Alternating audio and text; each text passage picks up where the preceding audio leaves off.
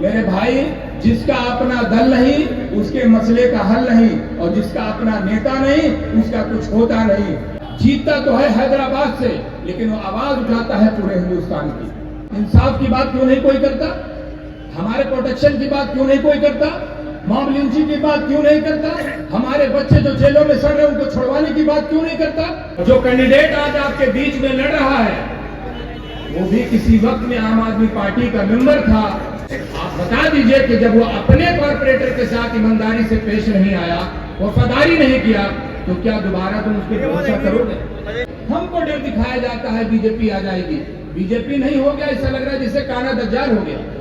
4.5 साल तक अब अल्लाह से डरते हैं, 4.5 साल तक। लेकिन जैसे चुनाव आ जाएगा अल्लाह से ज्यादा बीजेपी से डरने लगते हैं। ऐसा लगता है जैसे जिंदगी और मौत का सवाल पहुंचा। शेर के साथ अपनी बात को मैं शुरू करता हूँ कि समझ में कुछ नहीं आता यदि किस पर किया जाए।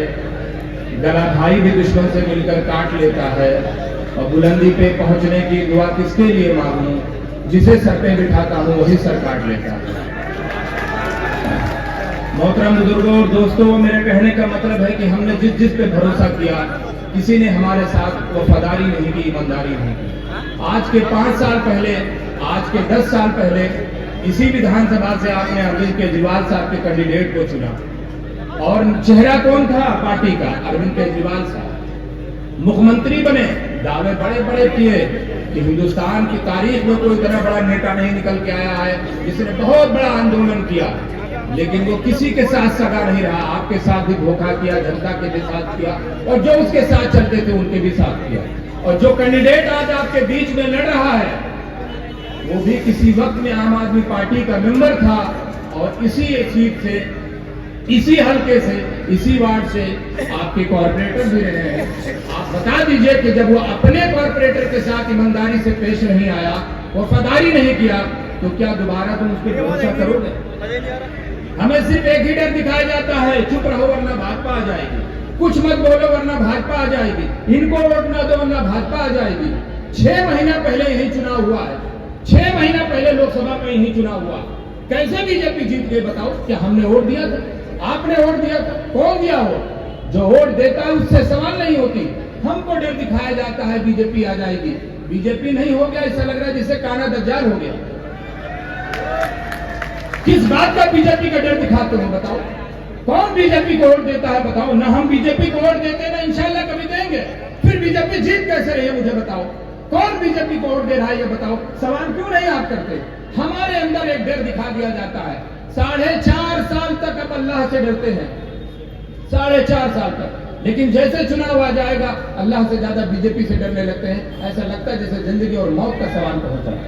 यही हर चुनाव, कश्मीर से कन्याकुमारी तक एमआईएम पर सिर्फ यही डर दिखाया जाता है कि अगर कुछ बोलोगे, इधर उधर वोट दोगे तो बीजेपी जीत जाएगी। सिर्फ 2 सीटों पे चुनाव लड़ रहा हूं, सिर्फ 2 सीटों पे चुनाव लड़ रही है, और ईमानदारी के साथ कह रहा हूं, भीड़ देख के कह रहा हूं, लोगों के मुंह से सुन रहा हूं, वो बातें सुन के मैं कह रहा हूं कि इंशाल्लाह एमआईएम अच्छे मार्जिन से चुनाव जीतने जा रही है। और जब जीतेंगे तो हम कोई सरकार बनाने गिराने नहीं जा रहे हैं। लोग कहते हैं 1-2 सीटों से क्या होगा? झारखंड एक प्रदेश है, पता कर लीजिए, जो लोग पढ़े लिखे होंगे यहाँ पर। कुछ साल पहले एक निर्दल एमएलए हुआ था, उसने ऐसा हिकमत अपनाया कि उसको मुख्यमंत्री तक बनाना पड़ा। एक सीट से अटल बिहारी वाजपेयी की सरकार गिर गई थी। एक वोट से न्यूक्लियर का जो लाया गया था उसमें आप पता कर लीजिए, ओवैसी साहब ने कांग्रेस का सपोर्ट करके बचाया। आप कहते हो 1 सीट से क्या होता है, 1 जीतने से क्या होता है, 2 जीतने से क्या होता है? असदुद्दीन ओवैसी साहब 543 पार्लियामेंटेरियन में एकलौता ऐसा नेता है कि जब बोलता है तो सब सुनते हैं। क्या हमें ऐसा नेता नहीं चाहिए जो हमारी आवाज बने, हमारे लिए बोले, हमारे बच्चों की बात करे? कौन है बताओ? हर कोई सिर्फ एक बात करेगा, चुनाव आएगा, डर दिखाने वाली बात। इंसाफ की बात क्यों नहीं कोई करता? हमारे प्रोटेक्शन की बात क्यों नहीं कोई करता? मॉब लिंचिंग की बात क्यों नहीं करता? हमारे बच्चे जो जेलों में सड़ रहे हैं उनको छुड़वाने की बात क्यों नहीं करता? इस पर सवाल क्यों नहीं करते आप? जब आपके घरों में आए तो उनको पकड़ के बिठा लीजिए, कह दिए बीजेपी को वोट नहीं दिए ना इंशाल्लाह देंगे। ये बताओ बीजेपी को वोट दे कौन रहा है? बीजेपी को वोट कोई दूसरा दे रहा है और उसे हम रोक नहीं पा रहे। मेरे भाई, जिसका अपना दल नहीं उसके मसले का हल नहीं, और जिसका अपना नेता नहीं उसका कुछ होता नहीं। जैसे आपने मस्जिद में एक इमाम चुन लिया, जमात में जाते हो तो एक अपना अमीर चुन लेते हो, गांव के प्रधान एक चुन लेते हो, वार्ड के एक मेंबर चुन लेते हो, उसी तरह सियासत में भी अपना एक इमाम चुन लो, इंशाल्लाह कभी नाकामयाब नहीं होगी। और इमाम कैसा है आपके बीच में? अल्हम्दुलिल्लाह सबसे पढ़ा लिखा है, सबसे काबिल है, सबसे स्मार्ट है, सबसे लंबा है, और अल्हम्दुलिल्लाह तकवे में भी किसी से कम नहीं है। चेहरे पे दाढ़ी है, सर पे टोपी है, और बेबाकी से आपकी आवाज उठा रहा है। जीतता तो है हैदराबाद से, लेकिन वो आवाज उठाता है पूरे हिंदुस्तान की। ऐसा नेता सबको नहीं मिलने वाला। बीजेपी के लोग, सपा कांग्रेस के लोग कहते हैं अगर ऐसा हमें नेता मिल जाए तो जिंदगी भर में इसको प्रधानमंत्री घोषित कर दो। और एक हमारी कौम है जो छोटी छोटी बातों पे, जगह जगह पे शक की नजरों से देखती है। मेरे भाई, बार बार कोई आपके बीच में नहीं चल के आएगा। हमारा आपका काम है सिर्फ कोशिश करना।